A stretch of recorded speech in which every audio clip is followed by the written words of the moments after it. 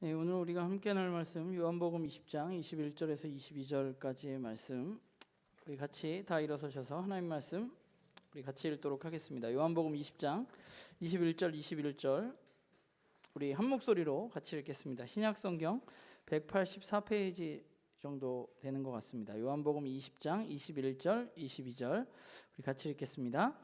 예수께서 또 이르시되 너희에게 평강이 있을지어다. 아버지께서 나를 보내신 것 같이 나도 너희를 보내노라. 이 말씀을 하시고 그들을 향하사 숨을 내쉬며 이르시되 성령을 받으라. 아멘. 다 자리에 앉으시기 바랍니다. 우리가 삶을 살아가다 보면 우리들에게 꼭 필요한 게 있잖아요. 없으면 못 사는 거. 뭐가 있을까요? 없으면 못 사는 거. 대답 없는 뭐 밥도 있겠고요, 물도 있겠고, 공기도 있겠고, 뭐 집도 있겠고, 뭐 여러 가지가 있을 겁니다. 우리가 살아가면서 없으면 못 사는 것들이 있잖아요. 그런데 우리가 그리스도인으로 이 땅 가운데 살아가면서 그럼 우리가 그리스도인으로 이 땅에 살아가기 위해서 꼭 필요한 것이 무엇이 있을까 생각해 보자면 반드시 오늘 우리가 나누게 될 성령님이 우리 가운데 있으셔야 합니다. 성령님 없이 우리가 이 땅에서 그리스도인으로서의 삶을 살아갈 수는 없습니다. 근데 좀 안타까운 것은 그렇게 성령님이 꼭 우리의 그리스도인의 삶에 필요한 존재임에도 불구하고 우리가 성령에 대해서 오해도 많고 또 조금은 이야기하기 어려운, 그래서 이야기하지 않는 것 중에 하나가 성령이 아닐까라는 생각을 좀 해보게 되는 것 같아요. 우리가 지난 3주간 하나님과 예수님에 대한 우리의 믿음의 고백에 대한 이야기를 나누었는데 오늘은 삼위 하나님 중 한 분인 성령님에 대한 고백에 대해서 그리고 교회에 대해서 여러분들과 함께 이야기를 나누려고 합니다. 그런데 우리가 사도신경을 살펴보면 하나님과 예수님과의 고백과 다르게 성령님에 대한 고백은 매우 간결합니다. 내용이 없어요. 수식어가 없습니다. 우리가 하나님은 있었잖아요. 뭐 천지도 지으시고 우리의 아버지 되시고 뭐 이런 수식어들이 있었고, 예수님은 그야말로 긴 예수님의 삶에 대한 이야기들, 예수님에 대한 수식어가 있었습니다. 그런데 사도신경에서 성령은 수식어가 없이 그냥 뭐라고 나오나요? 나는 성령을 믿습니다. 나는 성령을 믿으며, 우리는 이렇게 외우죠. 그렇게 끝입니다. 설명이 나와 있지 않은 이유가 있을까요? 왜 사도신경은 성령님에 대해서 이야기하면서 수식어를 붙이지 않았을까요? 성령님이 중요하지 않아서, 아니면 붙일 만한 수식어가 없어서 그랬을까? 그게 아니라 성령님에 대한 수식어가 없는 이유는 사실은 성령에 대한 고백 뒤에 나오는 교회, 성도의 교제, 죄의 용서, 부활, 그리고 우리가 영원히 사는 것, 이 모두가 성령님과 연관이 있기 때문입니다. 그 뒤에 있는 것들이 성령님 없이는 이야기할 수 없는 것들이, 연관이 있는 것들입니다. 교회, 죄용서, 부활, 영생, 이 조항들이 그건 사실 살펴보면 우리들의 삶에 대한 거잖아요. 우리가 살아가는 교회, 우리가 받는 용서, 우리의 부활, 우리의 영생, 우리의 삶에 대한 것들인데, 이 이야기는 뭐냐 하면, 그러니까 그리스도인의 삶에 처음에 얘기했듯이 성령님이 굉장히 밀접한 관계, 우리가 그리스도인으로 살아가면서 없어서는 안 될 존재로 성령님이 우리 가운데 존재하신다는 것이죠. 우리는 성령과 교회, 교회 안에서의 성도의 교회제, 뭐 이런 이야기들을 오늘 우리가 함께 나눌 텐데, 먼저 우리가 성령님에 대해서 생각해 보면 성령님은 어떤 분이냐? 우선 성령님은 성경의 처음부터 존재하셨던 분입니다. 이 세상이 만들어질 때, 창세 때부터 성령님은 하나님과 함께 계신 분이었고, 구약 성경의 여러 곳에서 하나님의 영으로 표현되어지는 성령님에 대한 이야기가 기록되어져 있습니다. 한 장을 넘겨보면 저 외에도 여러 가지 하나님의 영에 대한 이야기가 나오지만 몇 구절을 살펴보면 아까 제일 처음에 창세기 1장 2절에 뭐라고 나와요?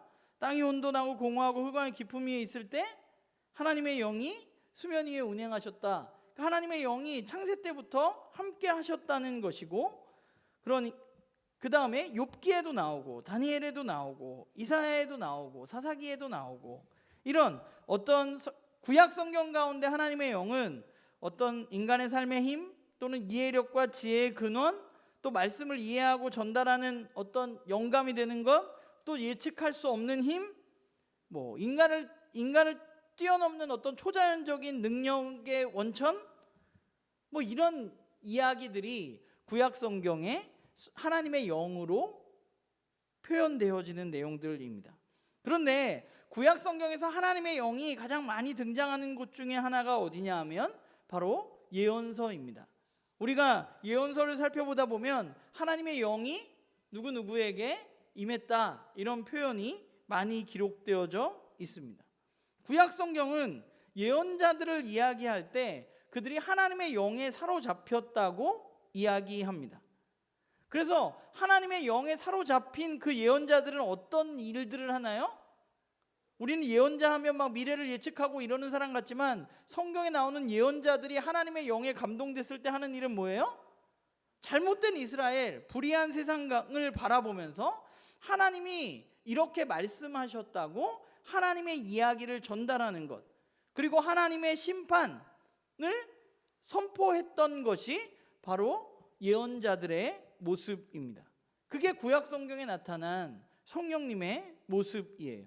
그래서 우리가 성경에서 성령님이 지금 어떻게 나타나고 계신가 살펴보는 건데, 그리고 구약 시대가 끝나고 예수님이 이제 탄생하셨는데, 예수님이 탄생하셨을 때, 예수님이 이 땅에 태어나시고 예수님이 돌아가시고 부활하시고 승천하기까지 성령님은 어떤 역할을 하셨나 살펴보면, 성령님은 사실은 예수님의 삶 전체와 매우 깊은 관계를 가지고 있습니다. 성령님을 빼고 예수님의 삶을 이야기할 수 없습니다. 왜냐하면 예수님은 어떻게 잉태하셨어요? 성령으로 잉태하셨습니다. 예수님이 제일 처음에 요한에게 세례를 받을 때 어떤 일이 일어났나요? 성령이 비둘기처럼 예수님께 임했습니다.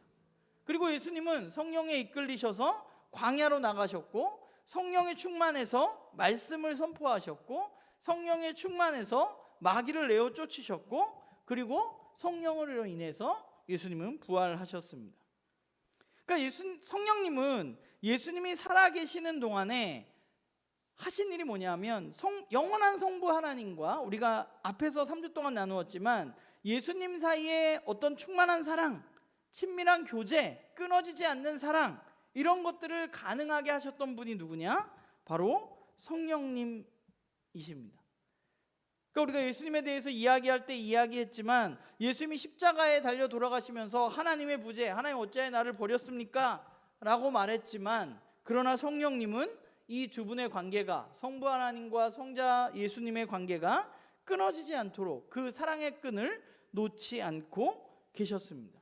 그리고 지난주 우리가 말씀을 나누었듯이 예수님 안에 있는 성령님으로 인해서 하나님은 예수를 죽은 자 가운데서 다시 살리시고, 저와 여러분 안에 그 하나님의 영이 계시다면 하나님은 우리를 죽은 자 가운데서 살리신다는 이야기가 우리가 지난주에 나누었던 로마서 8장 11절 말씀이었죠.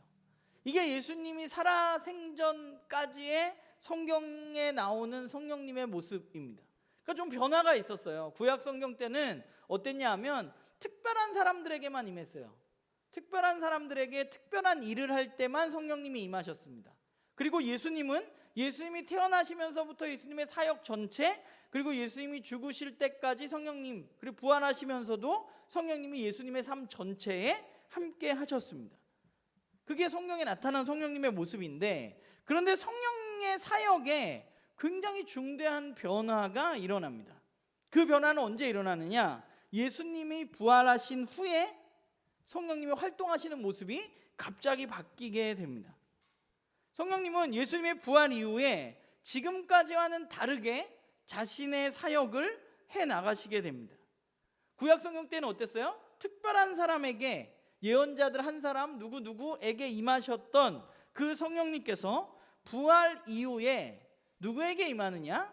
예수님을 따르던 제자 공동체에 성령님이 임하시게 되십니다. 예수님은 우리가 잘 아는 것처럼 예수님이 돌아가시기 전에 제자들을 위해서 마지막으로 요한복음에 보면 기도하실 때 뭐라고 이야기하셨냐면 요한복음 15장 26절에 내가 아버지께로부터 너희에게 보낼 보혜사 곧 아버지께로부터 오시는 진리의 성령이 오실 때에 그가 나를 증언할 것이다 라고 말씀하셨습니다. 예수님이 이미 성령님이 오실 것을 약속하셨습니다. 그리고 오늘 우리가 읽은 본문에서 예수님이 부활하신 후에 제자들이 모여 있었어요. 그래서 예수님이 나타나셨어요. 그래서 예수님이 뭐라고 그러셨어요? 너희들에게 평강이 있을지어다 하신 다음에 뭘 하셨나요? 숨을 불어넣으시면서 성령을 받으라 라고 말씀하셨습니다. 숨은 언제 불어넣으셨나요? 하나님이 인간에게 처음에 창조되었을 때. 그렇기 때문에 성령님으로 인해서 우리는 새롭게 창조되어진 사람들이 되어지는 것이죠. 그렇게 제자 공동체에 성령님이 임하셨습니다. 그리고 이제 예수님이 부활 승천하신 후에 우리가 잘 아는 대로 오순절에 제자들이 예수님의 말씀에 따라서 마가의 다락방에서 기도하고 있을 때 그때 어떻게 했어요? 지금까지와는 다르게 성령님이 가시적으로 그 자리에 모인 모든 사람들에게 임하셨습니다. 그래서 그들이 어떻게 되었나요? 어떤 현상이 나타났나요? 성령님이 임했을 때 뭘 했어요?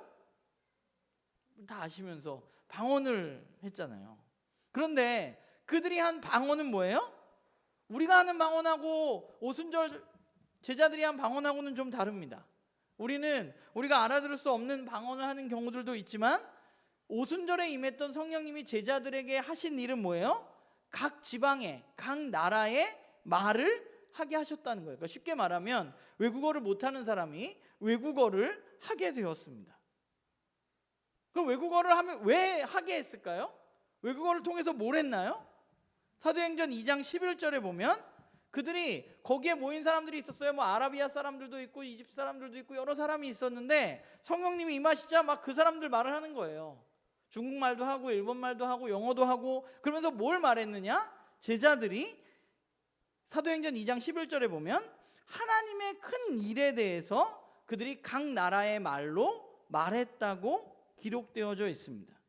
그럼 하나님의 큰 일은 뭐예요? 그들이 말한 하나님의 큰 일은 바로 하나님이 이 세상을 향한 구원의 역사 그 내용이고 거기에 중심은 바로 누구예요?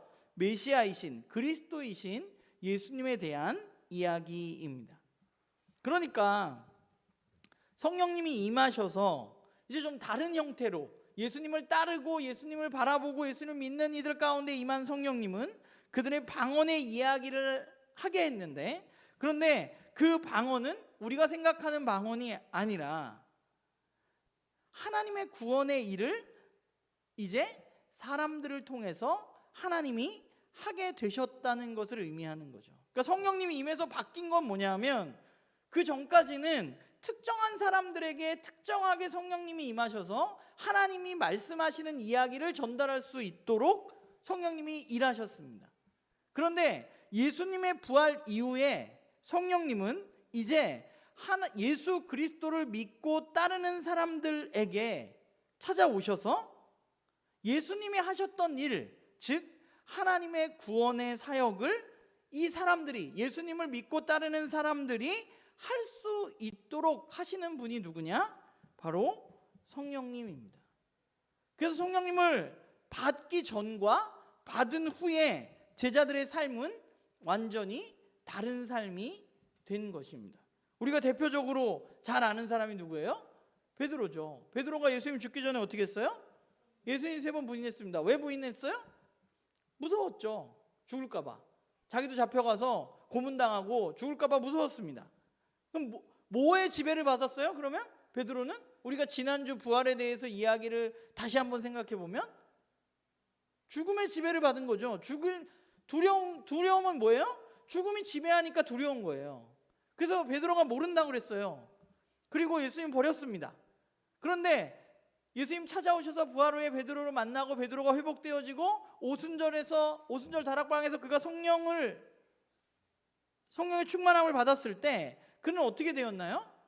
원래 그 대제사장의 여종이 너 예수님 알잖아 라고 말했을 때 부인했던 베드로가 사도행전 2장에 보면 그 대제사장들 앞에서 2장과 4장에 보면 솔로몬의 행각, 그 유대인들이 많이 모여있는 곳에서 너희들이 예수님을 죽였다고, 메시아이신 예수님을 너희들이 죽였다고 설교합니다. 그리고 4장에 가면 베드로는 그 대제사장의 여종에게도 쫄아 있었던 그 베드로가 대제사장 가야바 앞에서 너희가 십자가에 못 박고 하나님이 죽은 자 가운데서 살리신 나사렛 예수 그리스도를 가야바 앞에서 증거하는 내용이 나옵니다. 예수님이 잡히시던 밤에 두려움 때문에 그분을 부인했던 베드로가 성령님과 함께하는 삶을 시작하게 되자 그는 이제 죽음의 지배로부터, 부활이라는 건 뭐라 그랬어요? 죽음의 지배로부터 벗어나는 거라 그랬잖아요. 죽음의 두려움으로부터 벗어나서 하나님의 일을 그가 해나가기 시작하는 것이죠. 그러니까 성령님이 하시는 일은 뭐냐면 옛 질서, 죽음에 의해서 지배되어지고 있는 이 세상 가운데 우리들을, 예수님을 믿고 따르는 사람들을 그 옛 질서로부터 해방시키셔서 이제 우리는 죽음을 두려워하지 않는 하나님의 영원한 다스림을 받는 새로운 질서를 따르는 사람들로 살아가게 하시는 분이 누구냐? 바로 예수님입니다. 그러니까 저와 여러분이 예수님을 믿게 됐을 때 우리에게 성령님이 오셔서 성령이 우리와 함께 하시면 우리는 어떻게 된다고요? 죽음을 두려워하지 않는 하나님의 구원의 일을 해나가는 사람들이 되는 것이죠. 그 일을 구약 성경에는 특별한 몇몇 사람들이 했고 그 일을 예수님, 대표적으로 누가 했냐면 예수님이 하셨어요. 자기 자신을 내어줌으로 말미암아서 하나님의 구원의 경륜을 이루시는 일을 누가 했느냐 하면 예수님이 하셨는데, 이제 이 깨어진 세상 가운데, 아직 완전히 회복되어지지 않는 세상 가운데 그 하나님의 일을 누가 하느냐? 예수님을 믿는 성령과 함께하는 사람들이 그 일을 해나가는 것이죠. 그러니까 우리가 성령님을 믿습니다라고 고백할 때 우리 안에 계시는 그 성령님은 어떻게 해요? 우리를 옛 질서가 아니라 새로운 질서의 사람으로 우리를 살아가게 하시는 분입니다. 죽음을 두려워하지 않게 하시고 예수님이 하셨던 그 구원의 역사를 우리들로 하여금 이루시게 하시는 분이십니다. 그런데 이런 일들 가운데 독특한 것이 있는데 뭐냐면 그 성령님으로 인해서 탄생하게 된 새로운 족속이라고 이야기하는 그 제자들이 매우 독특한 형태를 가지고 있었다는 거예요. 그게 뭐냐면 그들이 각자 있는 게 아니라 공동체로 모여 있었다는 것입니다. 교회가 생겨나게 되었다는 것이에요. 사도행전 2장에 오순절의 다락방에 성령님이 임하셔서 사람들이 회개를 했습니다. 예수님을 믿고 예수님을 따르게 되었어요. 부활하신 예수님을 믿게 되었어요. 그리고 베드로가 나가가지고 설교를 했습니다. 니네들이 죽인 사람이 바로 메시아이고 예수 그리스도다. 그러니까 그 사람들이 우리가 어떻게 해야 되냐? 너희들이 회개해라 라고 이야기했을 때 회개하고 끝난 것이 아니라 그들이 함께 모이기 시작했다는 거예요. 그게 성령님이 이 땅 가운데 오셔서 바뀐 매우 새로운 형태의 모습입니다. 그게 바로 우리가 알고 있는 교회죠. 성령님이 이 땅 가운데 오셔서 우리가 옛 질서가 아니라 새로운 질서로 살아가게 되었는데, 그런데 그 새로운 질서의 매우 독특한 형태는 뭐냐 하면 우리가 각자 도생하는 게 아니라 우리가 공동체로 모여 있다는 것이에요. 그런데 사도행전 2장에 보면 그 공동체가, 교회가 처음 생겼을 때, 사람들이 막 모이게 되었을 때 그때 한 일이 뭐예요? 모여서 하나님을 예배하는 것. 그리고 그들이 한 일이 뭐예요? 자신과 함께 다니는 사람들에게 내 것을 교회에 가져다가 각자의 필요에 따라서 그 사람들에게 물건을 나누어 주고 그 사람들과 함께 하는 삶입니다. 원래 세상은 어떤 세상인가 하면요, 자기중심적인 세상입니다. 저와 여러분이 살아가는 세상, 당시에 이스라엘 민족들이 살아가고 있었던 세상은 모두 자기중심적인 세상이에요. 내가 나를 위해서 살아가는 세상입니다. 그런데 성령님이 임하시고 교회가 생겼을 때 그 교회는 자기중심성의 세상 속에서 자기중심성이 아닌 내 소유를 팔아서 다른 이들의 필요를 채워줄 수 있는 공동체로 새롭게 탄생하게 되는 것이죠. 우리가 나눔교회에서 많이 이야기하듯이 죄의 본질은 뭐예요? 자기중심성입니다. 인류의 죄가 들어온 이후로 우리 마음은 언제나 나를 향해서 굽어져 있습니다. 저도 그렇고 여러분들도 그래요. 내가 중요합니다. 그리고 우리는 또 하나 자본주의라는 이 세상 속에서 우리가 살아가다 보니까 내 중심, 자기 중심과 자본주의가 합쳐지다 보니까 우리는 더 많이 가지려고 노력하는 사람들이 되었습니다. 그래서 우리는 이러한 사회 속에서 살아갈 때 내 개인의 의지와 노력으로 더 많은 재산과 권리를 누리려고 노력하면서 살아갑니다. 그걸 더 많이 누리는 사람이 훌륭한 사람이라고 이야기해요. 근데 어떤 사람들이 아주 굉장히 의지가 있고 착한 사람들이 이걸 나만 벌면 안 되지, 나눠야지 의지를 가지고 살아간다고 해도 그것이 그렇게 쉽지 않습니다.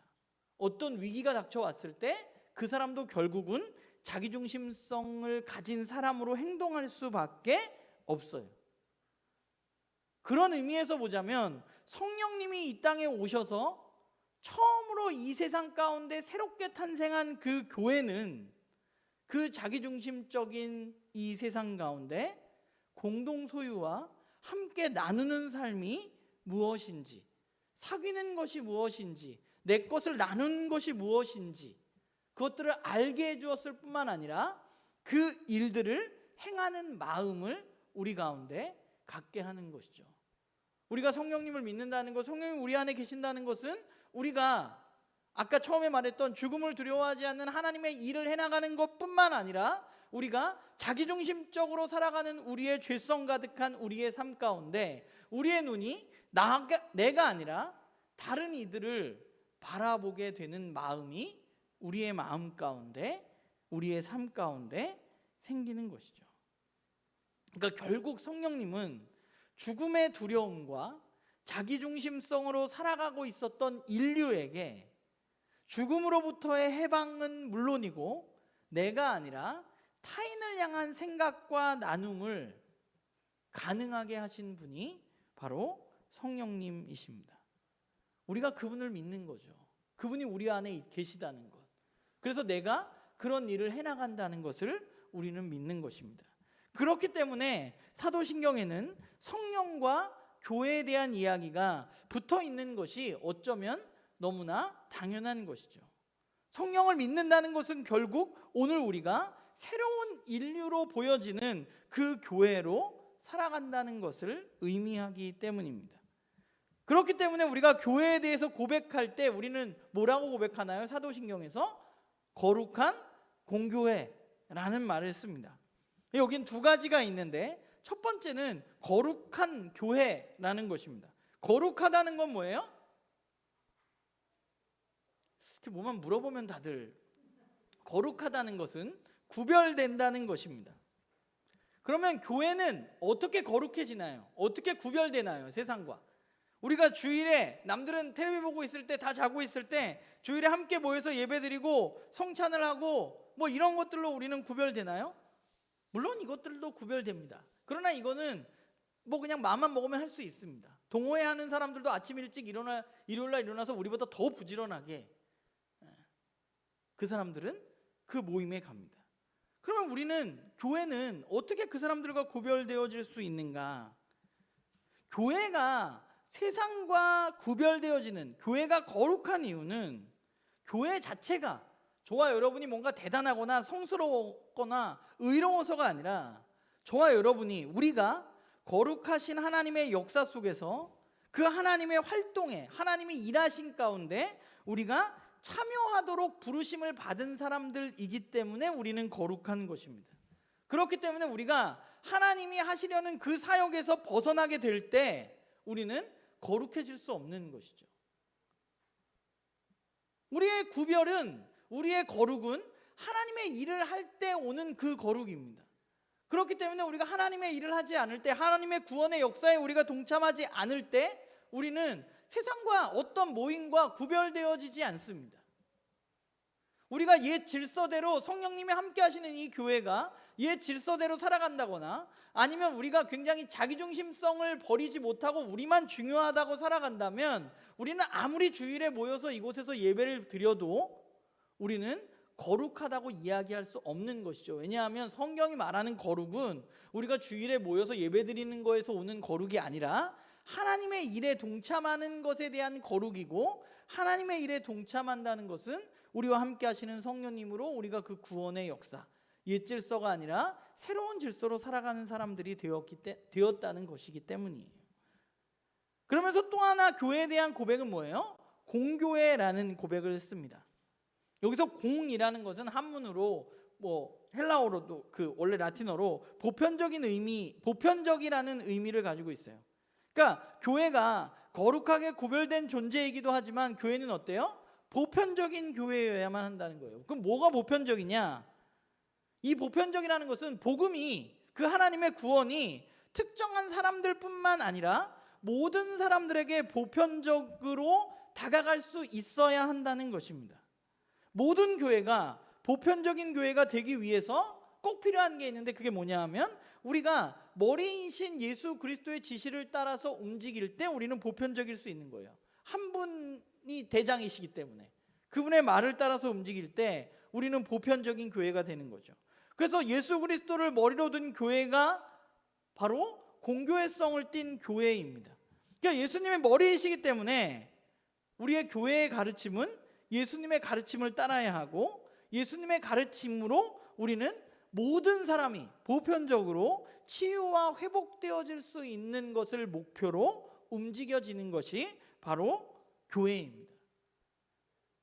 그렇기 때문에 여러분들 주변에 우리 교회만 교회다, 우리 교회 메시지만 맞다 라고 이야기하는 교회는 사도신경을 따르자면 이단입니다.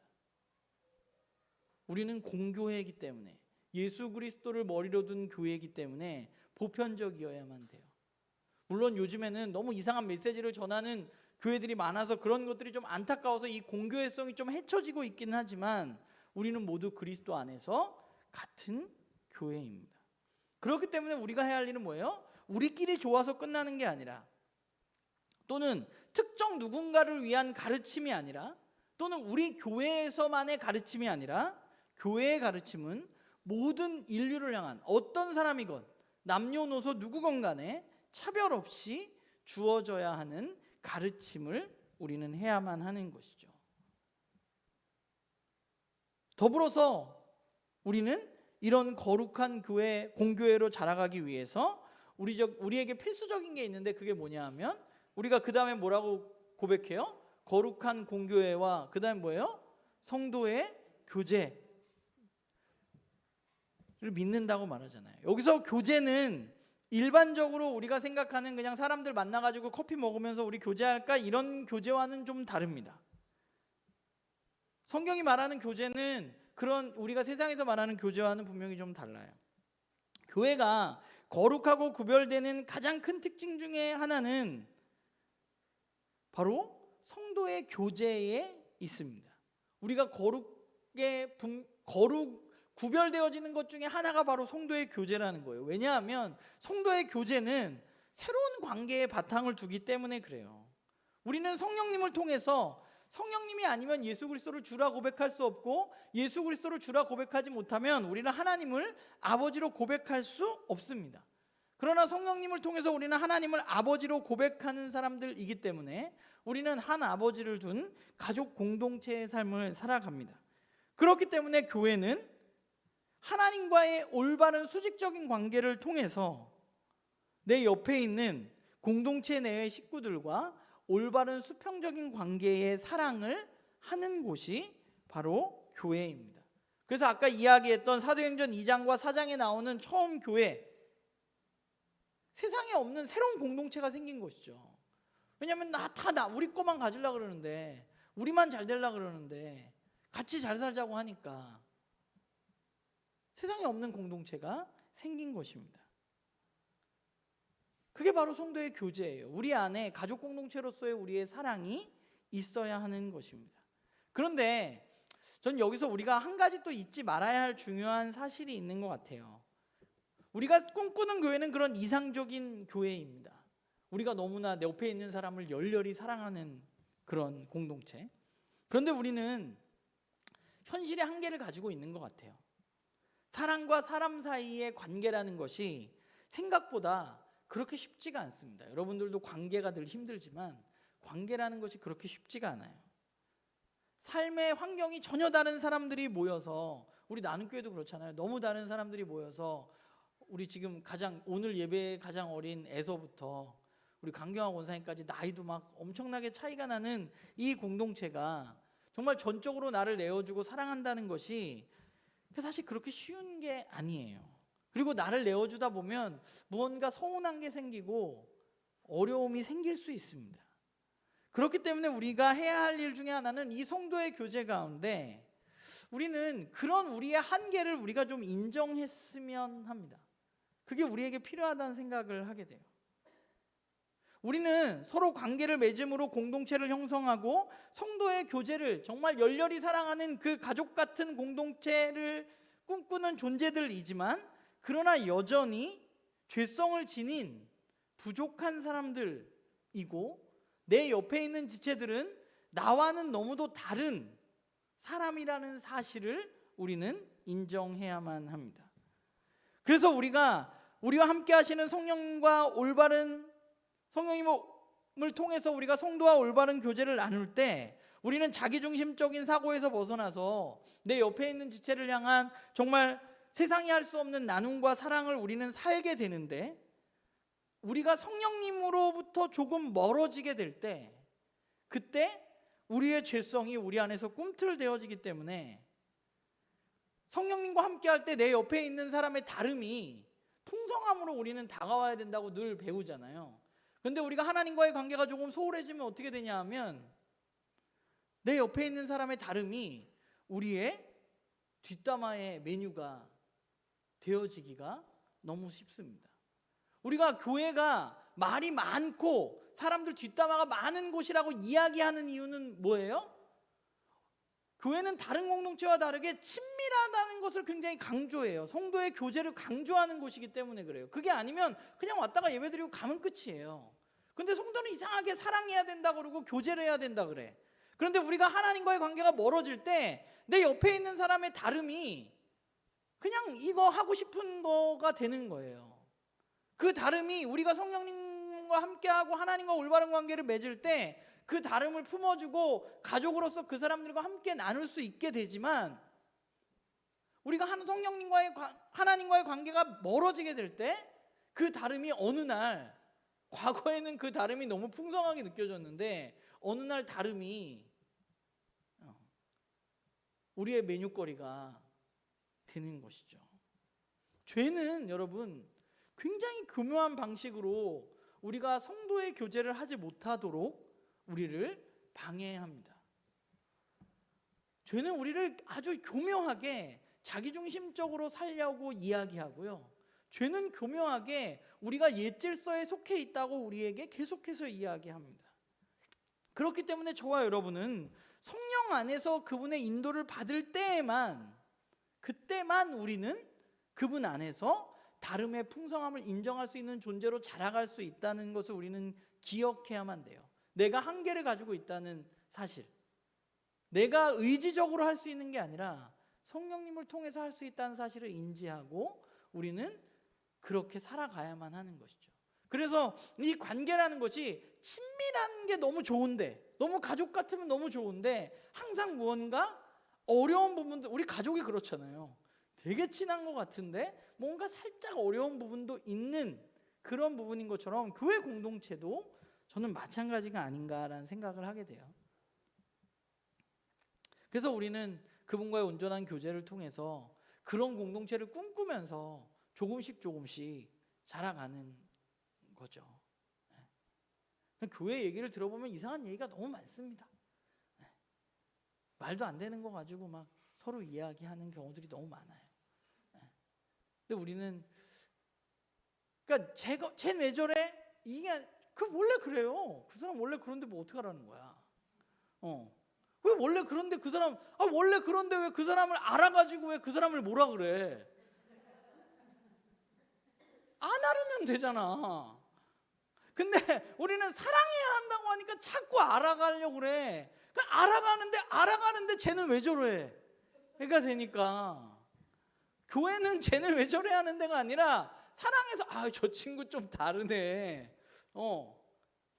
하지만 그 친구가 잘하는 게 있습니다. 그 지체가 잘하는 게 있고 이런 게 교회의 모습이에요.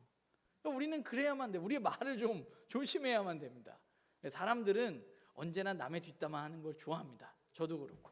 그러나 우리가 성령님과 함께 할 때 우리는 그런 것들을 줄여나가고 뭔가 친밀하지만 뭔가 그 신비로운 관계가 우리 공동체 안에 있다는 것을 우리는 기억하고 성도의 교제를 이루어 나가는 거죠.